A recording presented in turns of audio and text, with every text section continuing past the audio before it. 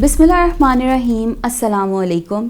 This is Syeda Kashmala, advocate high court Islamabad and founder Ain foundation. बहुत सी सूरत हाल में हम देखते हैं कि पाकिस्तान में मैरिज रजिस्टर होती है, उसके बाद लड़की या लड़का या दोनों ओवरसीज़ चले जाते हैं। वो बाहर के किसी भी मुल्क में जाते हैं, वहाँ पे जीतियाँ पेश आती हैं और वो तलाक़ ले लेते हैं।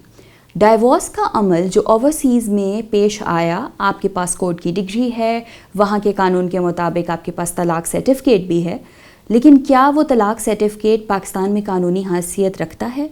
तो इसका जवाब है नहीं, क्योंकि अगर आपकी शादी पाकिस्तान में रजिस्टर हुई है तो इसके लिए ज़रूरी है कि आप यहीं पर अपना डाइवोर्स रजिस्ट्रेशन सर्टिफ़िकेट भी लें।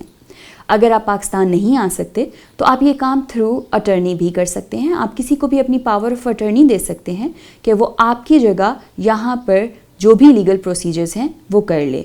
साथ ही साथ जहाँ पर हम डाइवोर्स की बात करते हैं, अगर हम खुला की बात करें जिसमें औरत ने अपना बयान देना होता है, तो ये बयान वीडियो के ज़रिए भी रिकॉर्ड किया जा सकता है, जहाँ पर जज ये राइट देता है कि औरत अपना बयान वीडियो के ज़रिए रिकॉर्ड करवा दे अगर वो ओवरसीज़ है। सो यहाँ पर कोर्ट की डिग्री लेना बहुत ज़रूरी है कि आप ये डिग्री लें और उसके बाद पाकिस्तान से डाइवोर्स सर्टिफ़िकेट यूनियन काउंसिल के ज़रिए हासिल करें और कानूनी स्टेप्स पूरे करें। उसके बिना आपकी शादी या डाइवोर्स रजिस्टर नहीं होगी।